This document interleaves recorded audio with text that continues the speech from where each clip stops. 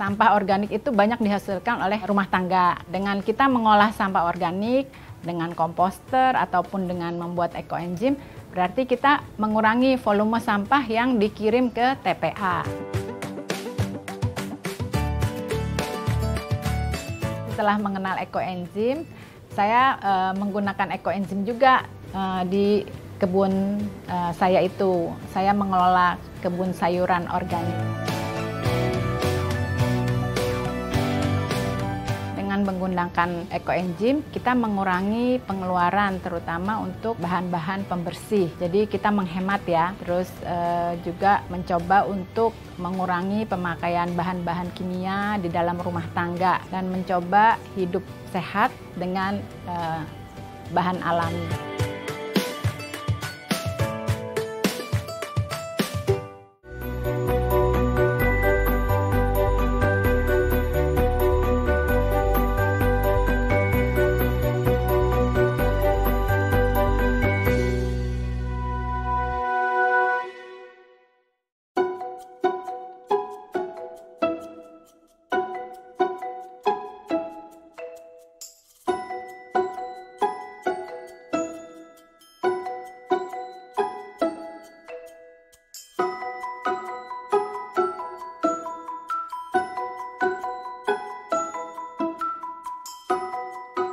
Ahong, kemarin udah jadi bikin kompos ekoenzim. Gimana? Bahan-bahannya udah? Andi udah bantuin bikin juga? Udah, kemarin bikin. Panennya agak kurang ya, Hong ya? Musim hujan ya? Kurang matahari ya, Hong? Kita mau tuangin ekoenzim yang di kolam ya. Saya Feni, saya ibu rumah tangga. Saya adalah pegiat tanaman sayuran organik.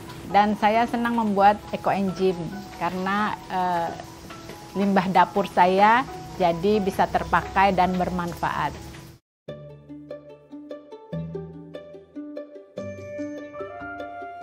Ini ekoenzim yang dibuat sama anak-anak di sini yang sudah siap panen. Ini terdiri dari sawi, caisim, pakcoy, bayam, tergantung pada waktu itu panennya apa. Nah, ini di sini sudah siap dipanen. Ya, sekarang udah siap panen. Ahong, Andi, tolong bantu untuk panen. Kita mau siram.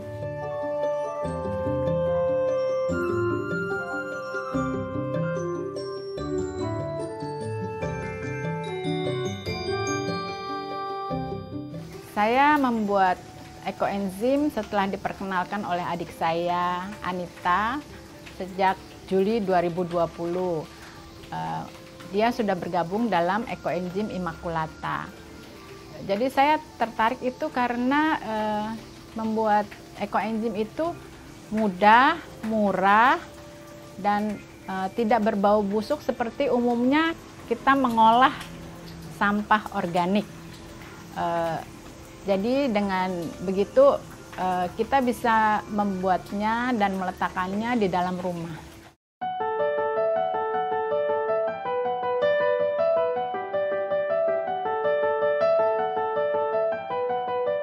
Air saringannya ini akan kita pakai untuk menyiram. Jadi kita campur dengan air.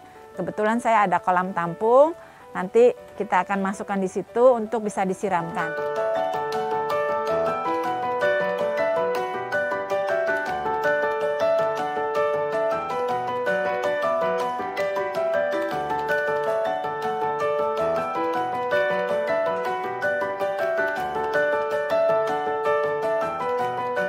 Memasukkan ekoenzimnya ke dalam kolam untuk bisa disiramkan nanti ya. Untuk kolam sebesar ini cukup 1 liter saja. Karena tanaman saya tanaman sayur, jadi jangan terlalu banyak.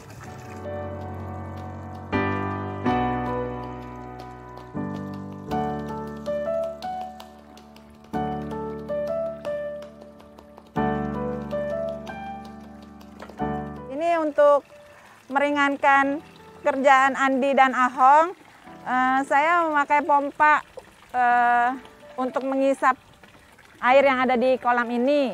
Kemudian semprotkan dengan sprinkler di tempat yang akan disiram.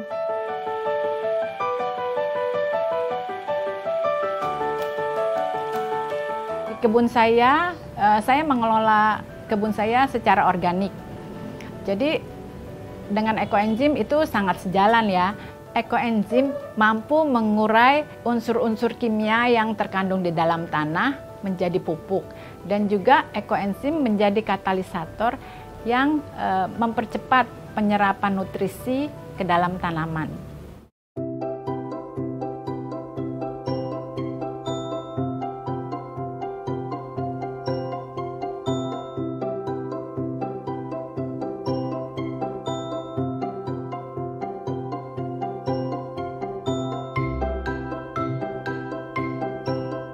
Kemarin saya minta Ahong untuk mencoba membandingkan wortel yang di sisi kiri ini ditanam seperti biasa Ahong, yang ini dengan perlakuan ekoenzim.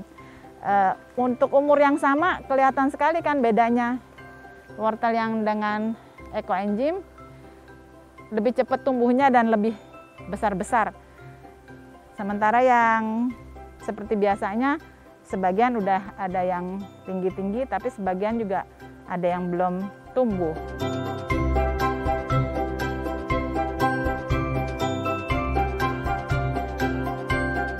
Setelah memakai ekoenzim, itu yang tampak terlihat adalah daunnya menjadi lebih besar-besar dan umurnya itu menjadi lebih pendek, umur tanamannya. Yang memakai ekoenzim itu lebih cepat bisa dipanen dengan yang biasa kita lakukan dengan organik.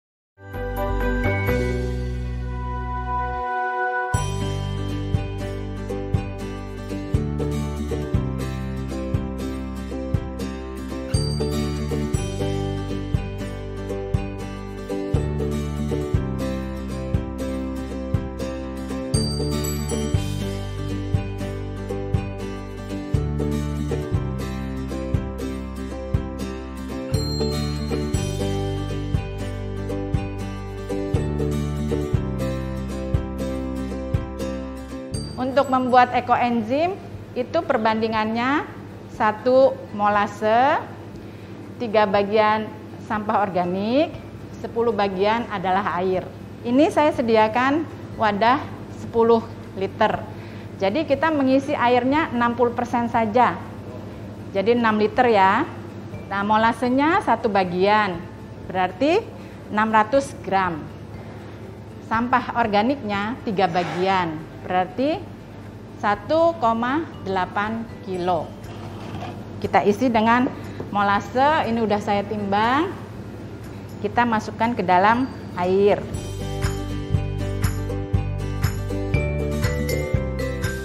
Sampah organik bisa dari kulit buah dan sayuran. Tetapi dianjurkan dari sayurannya itu 30% saja supaya hasil fermentasi baunya lebih harum kalau dari buah-buahan. Jadi sekarang kita mulai menimbang ya. 30% dari 1,8 kilo berarti 600 gram. Kita coba maksimum ya, 600 gram.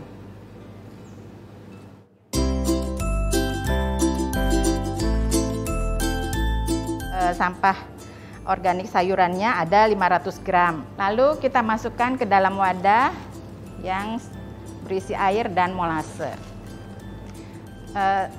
Sebisanya sayurannya sudah dipotong-potong agak kecil ya, supaya nanti bisa terfermentasi dengan baik.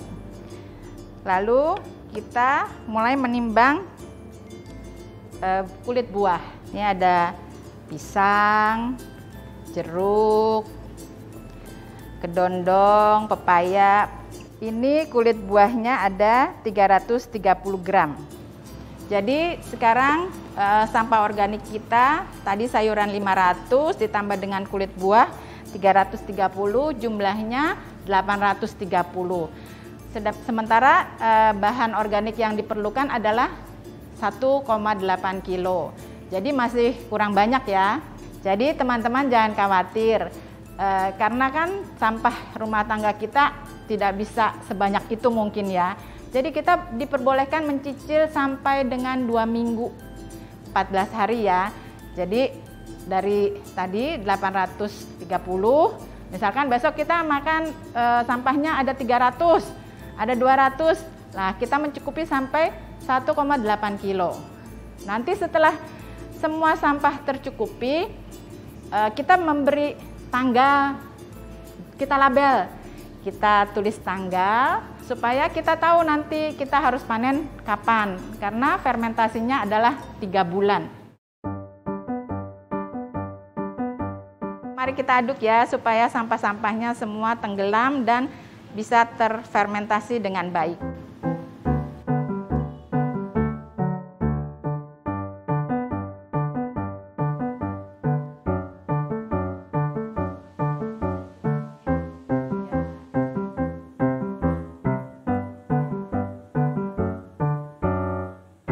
Proses fermentasinya pada bulan pertama dia menghasilkan gas, tetapi pada bulan kedua dia menghasilkan asam, dan pada bulan ketiga dia menghasilkan enzim.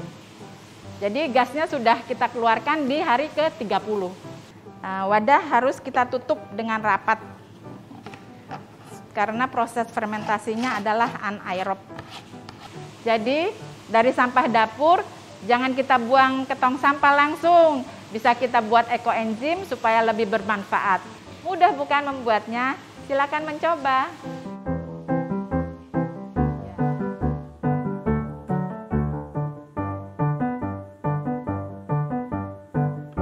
Ekoenzim dikembangkan oleh Dr. Rosukon Ponpanfong, pendiri Asosiasi Pertanian Thailand. Gagasan proyek ini adalah mengolah sampah organik dapur rumah tangga menjadi cairan fermentasi yang banyak sekali manfaatnya. Kemudian ekoenzim disebarkan oleh Dr. Joen Un, seorang naturopati Penang, Malaysia, dan sampai ke Indonesia. Kira-kira tahun 2019 makin berkembang di Indonesia dengan komunitas ekoenzim Nusantara.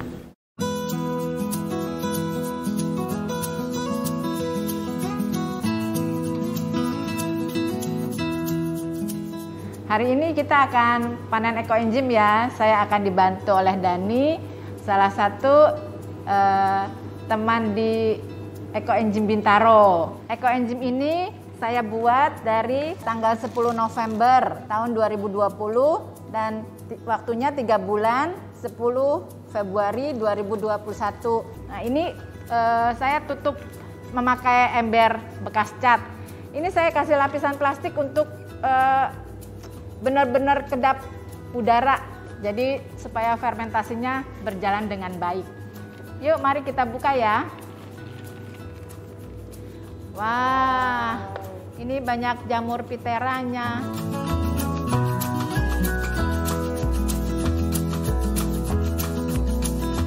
Nah ini jamur piteranya bagus banget ini teman-teman. Ini bisa kita pakai untuk lulur atau untuk masker. Dan saya sendiri sudah pakai, hasilnya bagus. Kulit saya terasa kencang, sehat dan bersih. Jadi manfaat ekoenzim selain untuk kebutuhan rumah tangga seperti sanitasi, desinfektan, juga untuk perawatan tubuh kita sangat luar biasa.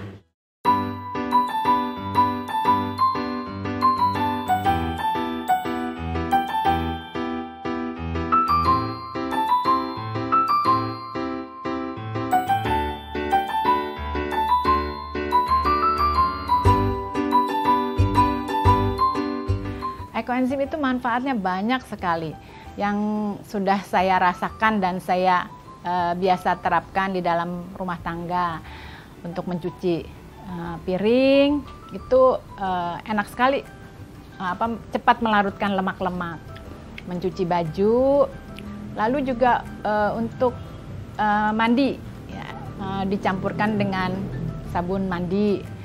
Atau untuk keramas, itu yang saya rasakan benar mengurangi rambut yang rontok.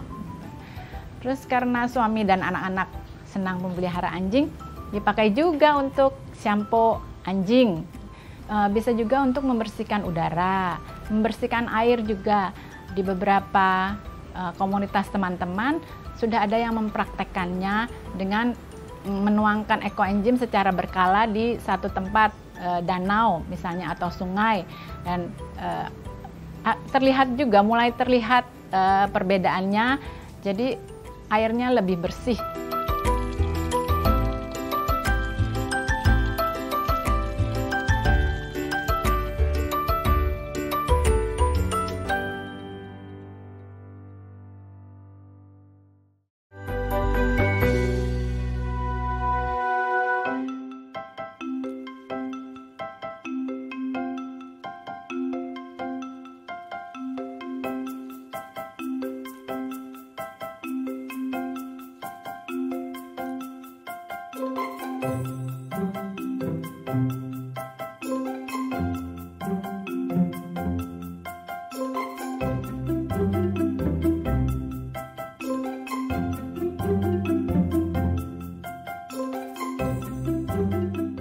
Ini wortel ya, bisa untuk salad juga.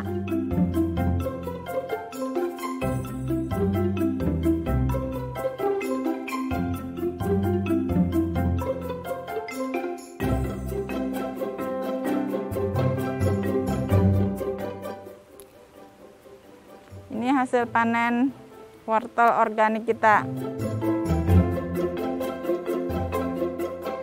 Dari mulanya berkebun, saya sudah menerapkan cara organik. Itu dimulai kira-kira 10 tahun yang lalu ya. Ide mulanya berkebun organik itu untuk konsumsi sendiri. Tetapi dengan berjalannya waktu,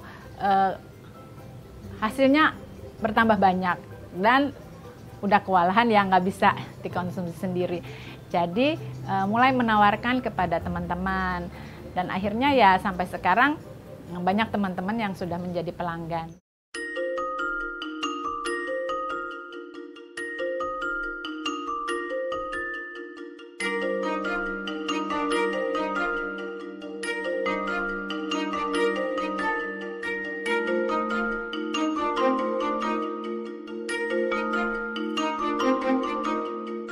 Biasanya kita mencuci sayur dengan cuka buah di rumah ya.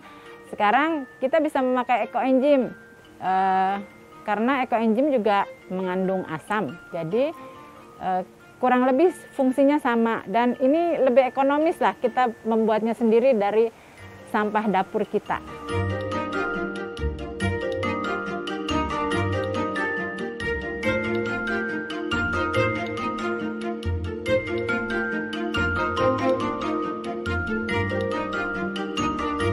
Yang menggarap kebun saya di Bogor adalah petani setempat, dan saya menengoknya minimal seminggu sekali, mengontrol dan sekalian juga mengedukasi untuk pemakaian ekoenzim.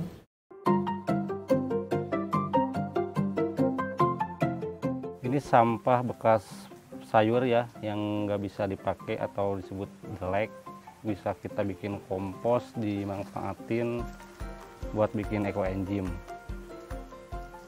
Tapi kita harus iris dulu biar nggak gede-gede gini, biar cepat membusuk.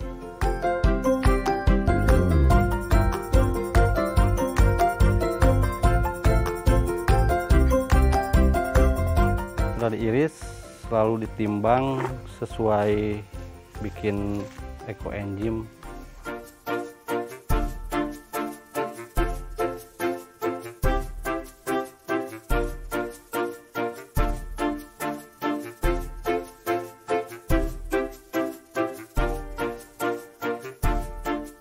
Ini kurang sekilo sampahnya, baru 11 kilo. Terus saya mau cukupin sampahnya biar ekoenzimnya bisa kita tutup lagi.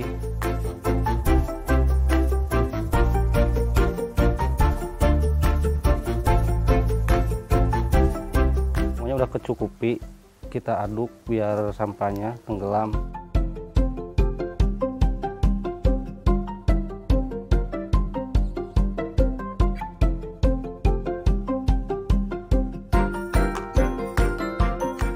Ekoenzim dari Bu Penny. Ya disebut susah ya emang susah, disebut gampang ya gampang. Istilahnya kalau kita belajar pasti bisa, tapi lama-kelamaan udah terbiasa ya jadi gampang lah.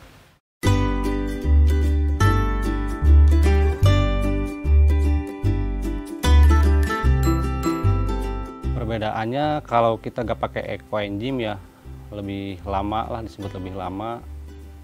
Kita bisa pakai Ekoenzim karena hasilnya lebih cepat, lebih bisa kita panen. Ya misalkan wortel bisa seminggu lagi nih mau panen, kita bisa panen lebih awal kalau kita pakai Ekoenzim.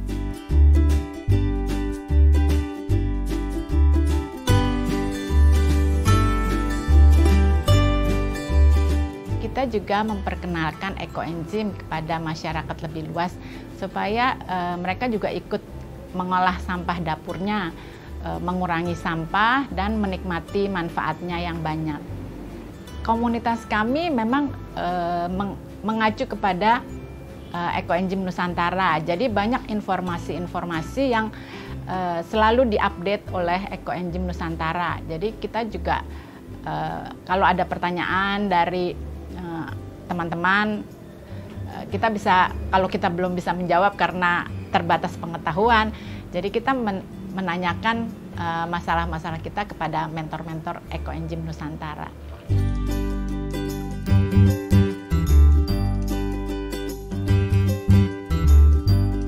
Ekoenzim itu adalah gerakan bersama untuk menjaga lingkungan, membersihkan, membuat lingkungan lebih bersih, dan juga mengurangi sampah tentunya. Jadi di sini kita mendapat manfaat berganda ya, mengurangi sampah dan juga memanfaatkan hasil fermentasi dari Ekoenzim.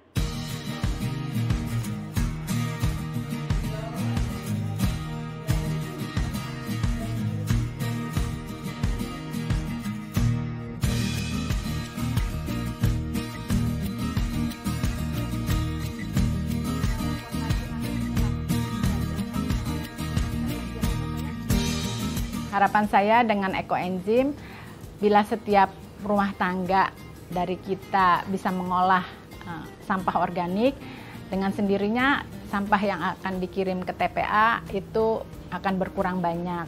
Dan juga kita bisa menikmati manfaatnya dari Ekoenzim itu. Dengan sendirinya lingkungan kita akan menjadi baik dengan berkurangnya sampah. Juga itu adalah katanya bukan warisan ya, tapi titipan dari anak cucu kita. Jadi kita harus menjaganya dengan baik. Salam Ekoenzim Bintaro. Ayo buat Ekoenzim.